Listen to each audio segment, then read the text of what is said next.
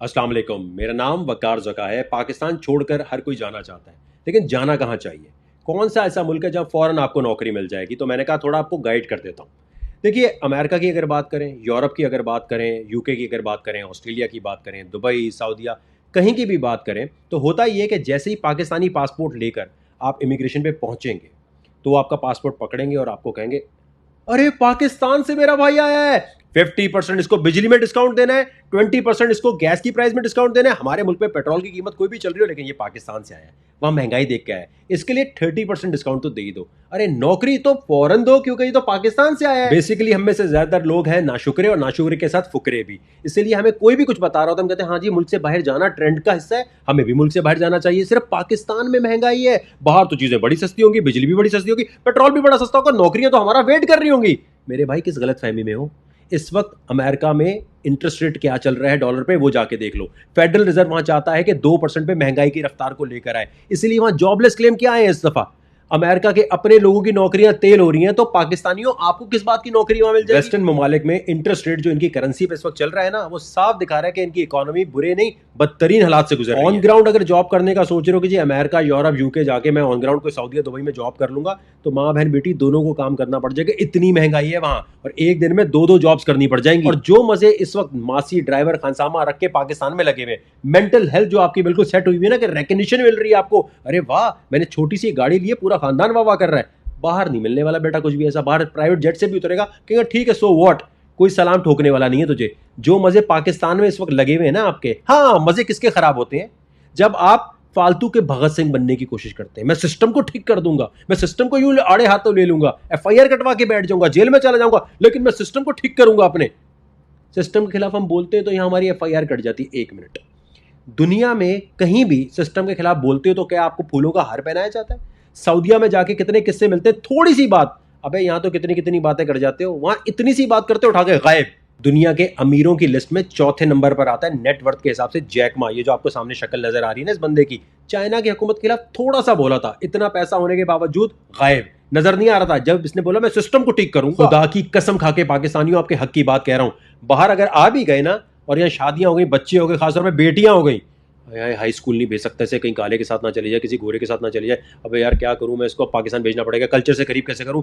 ऐसी mental health खराब होगी ना कि पैसे बना भी लिए ना, पूरा दिन फिक्रमंद हो गया, भाई यार किसी यहूदी से शादी ना कर बेटे, ईसाई को ना पसंद कर ले। इस चक्कर में जो दिमाग खराब होगा बेटा उसका क्या? इस वक्त पाकिस्तान में रहकर जो तुम मेहनत कर रहे हो ना, कि इसी तरह मैं पैसा बाहर भेज दूं, यहां पर ले जाऊं, सिर्फ तुम इंटरनेट से पैसे कमाने की तरफ थोड़ा सा सोचने लग जाओ, खुदा की कसम खा के बता रहा हूं, इतने मजे से पैसे बनाओगे ना कि तुम सोच भी नहीं सकते। इंटरनेट पे बैठ के कोई भी काम करके अगर आप पैसे बना रहे हो, यूट्यूबर बन के, फ्रीलांसिंग करके, तो जो आप पैसा यहां लेकर आ रहे हो, आईटी इनेबल्ड सर्विसेज में आ जाता है वो। एफबीआर का क्लॉज है 65F, आपको टैक्स में छूट मिल जाएगी। बाहर ऐसा कोई चक्कर नहीं होने वाला, दुबई में भी टैक्स आ चुका है। अब इस वक्त लाखों अकलमंद पाकिस्तानी, चाहे मियां चन्नू में बैठे हैं, इंटीरियर सिंध में बैठे हैं, चाहे किसी गांव देहात में पाकिस्तान के हैं, इंटरनेट की सहूलत से डॉलर में पैसे बना के लेकर आ रहे हैं, और जब पाकिस्तानी रुपीस में कन्वर्ट होते हैं तो सोच ले थोड़े से भी डॉलर कमा लिए तो काम आपका हो गया। वो खामोशी से प्लानिंग कर रहे हैं कि और ज्यादा पैसे कैसे कमाने, और बाहर जाने का नहीं सोच रहे। क्यों? क्योंकि बाहर जाएंगे तो भाई जितना कमाओगे उतने ज्यादा अखराजात भी तो होंगे, वहां कोई डिस्काउंटेड रेट में चीजें नहीं मिलेंगी। बस किसी के चक्कर में ना पड़ो, किसी सियासी जमात के पीछे धरने धुरने में मत जाओ, क्या जरूरत है धरने में जाने की? पहले पैसे तो बना ले, पहले मिडिल क्लास से अपर क्लास में तो आ जाए। और इस गलत फहमी में तो बिल्कुल नहीं रहना कि बाहर आऊंगा तो बाहर तो चोरी होती नहीं, 100% सिक्योरिटी मिलती है। बेटा जिस तरह मोबाइल कराची में छिनता है, न्यूयॉर्क में जरा रात को निकल के दिखा दे तो मुझे। यूके के अंदर छुरियां चला चला के कैसे चीजें छीन रहे हैं। बस फर्क ये है कि वेस्टर्न ममालिक अपनी इन चोरियों को ज्यादा हाईलाइट नहीं होने। आप एक छोटा सा काम करो, अपने किसी भी दोस्त को जो अमेरिका में, यूरोप में या जहां तुम जाना चाहते हो ना, उसको कॉल मिला के बोलो यार एक बजट बनाते हैं। अगर मैं आके रहता हूँ अपनी फैमिली के साथ, तो यहाँ दूध की क्या कीमत है, खाने की चीज़ों की क्या कीमत है, यार मुझे ये बताओ, यहाँ पर गैसोलीन यानी पेट्रोल पाकिस्तान में जितना महंगा हुआ है, तुम्हारे यहाँ क्या रेट चल रहे हैं और पहले क्या थे, और यहाँ रेंट कितना है।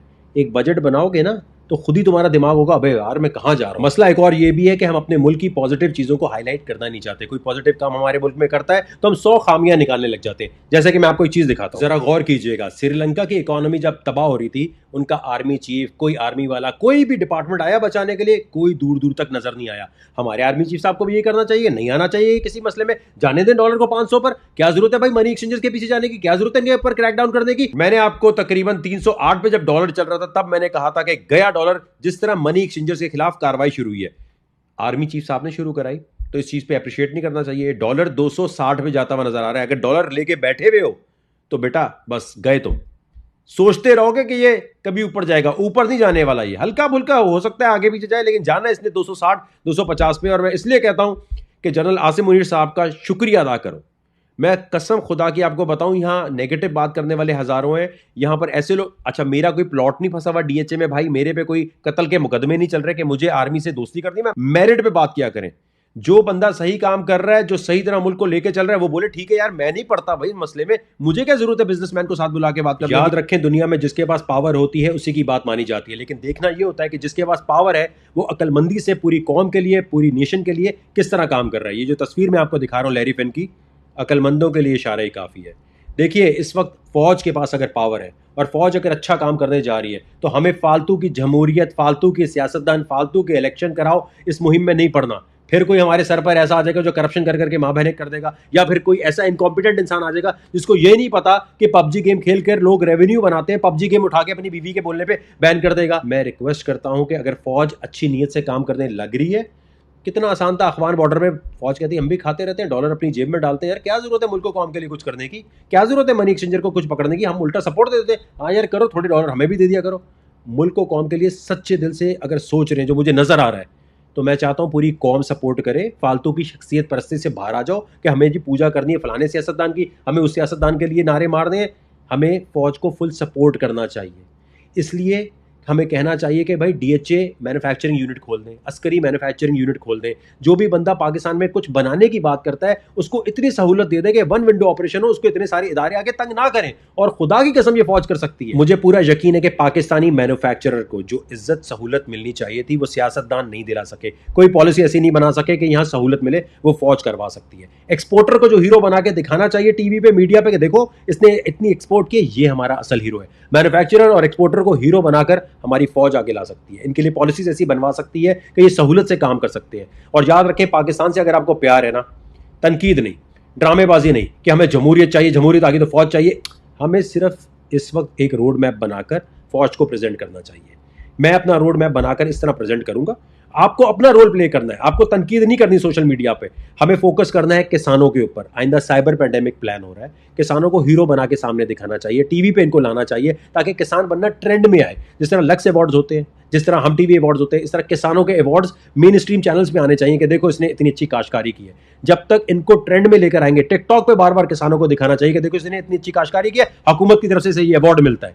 अब जब तक हम ये नहीं करेंगे काम नहीं होगा। मदरसों के अंदर हाफिज कुरान जो बन रहा है, उसको ऐसी सहूलत मदरसे में दी जाए कि वो स्कूल अगर नहीं भी जाता, अगर वो ये वेस्टर्नाइज सिस्टम की तरफ नहीं जाता जहां जाके वो कंफ्यूज हो जाता है कि भाई नामहरम मर्द औरत का मिलना वो था, यहाँ तो सब कुछ हो रहा है, यहाँ प्रॉम नाइट हो रही है, क्या करूं मैं। तो हाफिज कुरान जो बन रहा हो, मदरसों को इतना हाईटेक किया जाए कि वहीं से वो इंटरनेट के थ्रू पैसे कमा ले।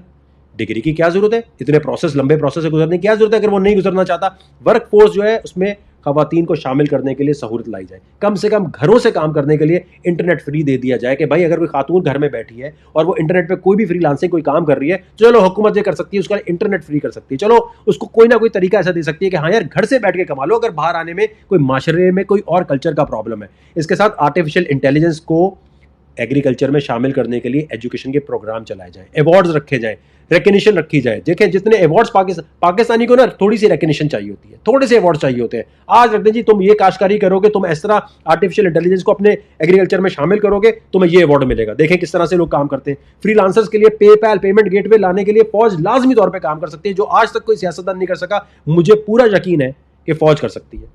फ्रीलांसर के लिए ऐसा पेमेंट गेटवे के पैसे कमा के डायरेक्ट हमारे पास आए, ये नहीं कि उल्टे पुल्टे पेमेंट गेटवे के थ्रू बाहर कहीं पैसे पड़े हुए और डॉलर में यहाँ घुमा के किसी जैज कैश इजी पैसा के थ्रू लेकर आ रहे हैं। ये तमाम चीज़ों पे काम कर सकते हैं। और मैं चाहता हूं कि इस तरफ कैंपेन चलाना ज़रूरी है कि हमारे मुल्क में माइनॉरिटीज़ के हकूक़, खुदा के वास्ते कोई भी फ़िक्का, कोई भी फ़िरका बना के बैठा हुआ है, कोई जो मर्ज़ी करना चाहता है करे, लेकिन एक डिबेट जब आपस में हो तो तहम्मुल मिजाजी से हो, आपस में एक दूसरे की बात सुनने की एबिलिटी हो, एक दूसरे के जज्बात की कदर करें। हमें बिल्कुल इस पे सोशल मीडिया कैंपेन चलानी है, वीडियोस ऐसी बनानी है, सोशल मीडिया इन्फ्लुएंसर्स को शामिल करना चाहिए फौज को, और उन्हें डंडे मार के कहना चाहिए बनाओ ऐसी वीडियो कि हर एक को लगे कि हाँ यार अगर आप किसी भी फिक्के को फॉलो करते हो कोई मसले की बात नहीं है। आपस में ये मनाजरे ये जो यूट्यूब के ऊपर मुल्ला आपस में लड़ने लग गए, इसकी वजह से कितना बड़ा नुकसान हो सकता है। ये यूट्यूब पे पहले कमबख्त थे नहीं, अब आ गए हैं तो इन्होंने सत्यानाश करके रख दिया है। यहां पर एक दूसरे को जो लड़ने की तरफ जा रहे हैं, इसमें फौज को अपना रोल प्ले करना चाहिए। ये ना हो कि फिक्को के नाम पे कोई बड़े जंग हो जाए। ये यूट्यूब पे व्यूज उठाने के चक्कर में, कि मोनेटाइजेशन से पैसे बनाए, उस चक्कर में एक दूसरे मनाजरे कर रहे हैं। आ मैं तुझे बताता हूं इस किताब से, आ तुझे मैं भाई क्यों बताना है, रेसलिंग चल रही है यहां पे। क्या तूने अगर मुसलमान करना ही है तो भाई काफरों को मुसलमान करने जा, तू जो लोग गोरे बैठे उनको कर, अपने लोगों में लड़ाई करवा रहा है। भाई जो जो फॉलो कर रहे हैं उसे फॉलो करने दे, हर कोई अपनी कब्र का जिम्मेदार है। तू तेरी किसी भी बात बोलने से ना कोई बंदा कन्वर्ट नहीं होने वाला, कोई फिक्का नहीं छोड़ने वाला। तो पहले तो यूट्यूब पे ये जो अजीब सी चीज मची हुई है, इसको रोकने पे काम की जाए। और देखें जो भी आइडियाज होंगे मैं आगे तक पहुंचाऊंगा जी। बाइनेंस पाकिस्तान में ऑपरेट कर रहा है, 500 मिलियन का इसको एक नोटिस भेजें।